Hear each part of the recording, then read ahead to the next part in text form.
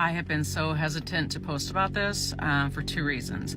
Number one, I don't like negativity and I don't want to be like the bearer of bad news. Number two, I didn't want to believe it. But after doing so much research and getting a lot of messages, I'm going to just deliver the unvarnished truth to you guys. We're just going to lay it out straight. We're in a dating crisis. Not basically, we are. That's what's happening. So let me look at my research here because I don't want to mess it up. So men looking for casual dates and our relationships is down 50%, 50, since 2019. Not since 1970, since 2019, right before the pandemic, down 50%. They're not fucking looking, which means if you're a woman looking, they don't fucking give a shit. So as this trend continues, by 2040, 45% of women, 45% of women between the ages of 20 and 45 will be single and childless based on this trend. Let that sink in for a moment.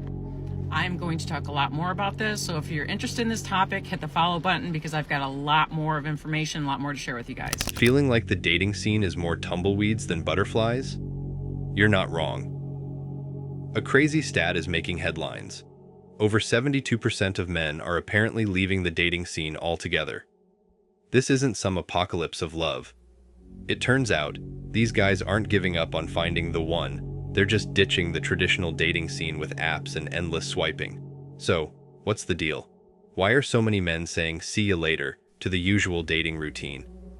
The truth stands that we're in the midst of a dating crisis, and it's time to face it head-on. So, let's start with a big one.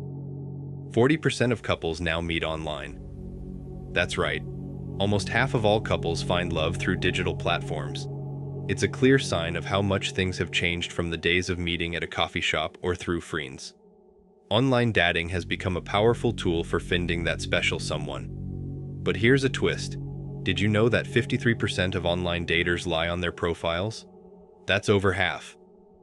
It's a reminder that not everything you see online is necessarily true.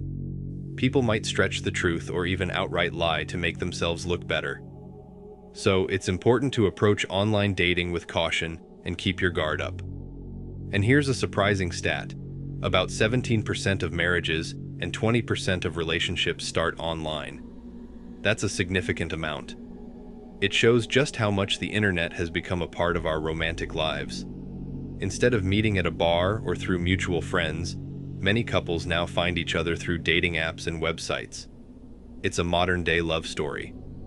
Technology has changed the game, making it easier than ever to meet new people and find love. Now, you would think that with all this, dating would be much better and easier, right? Wrong. Let's look at the facts. Research shows that since 2019, the number of men seeking casual dates and relationships has plummeted by a whopping 50%.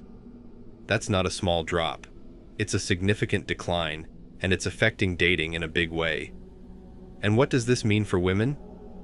Well, if you're looking for love, it means you might be out of luck. Because if men aren't looking, they sure aren't going to be giving you the time of day. If this trend continues, projections indicate that by 2040, a staggering 45% of women between the ages of 20 and 45 will be single and childless. Let that sink in for a moment. Nearly half of women in their prime childbearing years flying solo. It's a sobering thought, but one that we need to believe. Now let's talk about why this is happening. Some might brush it off as just a passing trend, but the reality is much deeper than that. It's about a fundamental shift in the dating landscape, one that's been a long time coming. You see, what we're witnessing now is because of the many years of frustration and disillusionment on both sides. For too long, men have felt off with the dating scene, tired of the games and the drama that often comes with it. And can you blame them? When they see lots of people swiping on profiles and not taking things seriously, it's understandable why they decide not to participate at all. And don't forget about the women. Lots of them feel stressed too, worrying about being left alone in a world that seems unfriendly to their hopes for love and companionship. It's like a sharp knife cutting both ways. But here's the deal. This isn't just a small issue. It's a big change in how we deal with relationships. It's about time we discuss it openly and honestly. For too long, we've brushed aside the concerns of men, dismissing their frustrations as inconsequential. But the reality is, they're hurting too. And if we want to bridge the gap between the sexes and find common ground, we need to start listening to each other. So, why are over 72% of men leaving the dating market? It's a question that deserves serious consideration. The dating game as we know it is changing, and it's time we adapted to the new rules. So, just imagine it's 2017, or maybe 2018, and there's this woman, tall, young, and undeniably attractive. She's got men falling at her feet left and right, eager to date her. But here's the catch. Every relationship she gets into seems to crash and burn faster than a speeding bullet. And no one could quite figure out why. Until now. The thing is, she had a reputation for treating her boyfriends like trash. She'd disrespect them, cheat on them, and then have the audacity to blame it on being drunk. If they dared to complain, she'd hit them with lines like, "If you really loved me, you'd let it go." And if they didn't comply, she'd simply dump them and move on to the next unsuspecting victim. For a while, she had no shortage of suitors, but eventually, the tables turned. Men caught on to her antics, and suddenly, she found herself being passed around like a hot potato. Her body count skyrocketed, but her chances of finding a lasting relationship plummeted. So, where does that leave us? Well, it's clear that the dating game has changed, and it's time for everyone to adapt.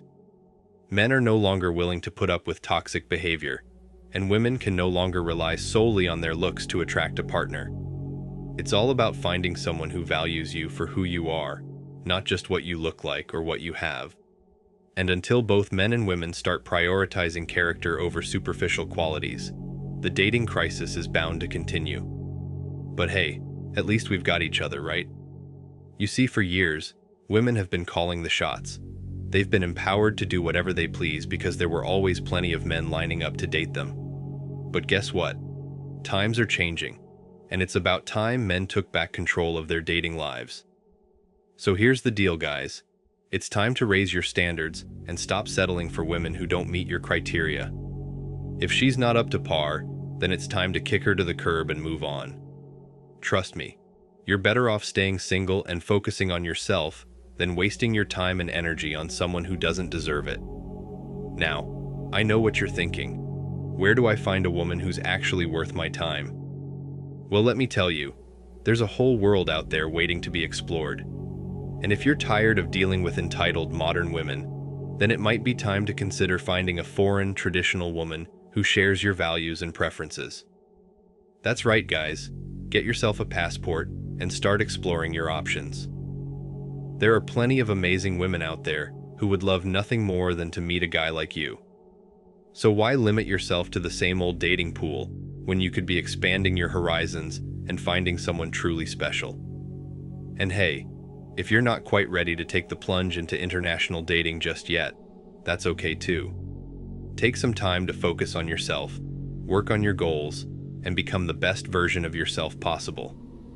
Trust me, when you're at that stage you've always dreamed of being, the right woman will come along. You know, there's this idea out there that being single is somehow weird or wrong, but the truth is, it's totally okay to fly solo if that's what feels right for you. Whether you're focusing on your career, your own personal growth, or just enjoying the freedom that comes with not being tied down, being single can actually be pretty awesome. But here's the thing. Choosing to be single doesn't mean you're closing yourself off to love forever. For some people, being single is just a temporary thing, a chance to focus on themselves before they're ready to dive into a relationship.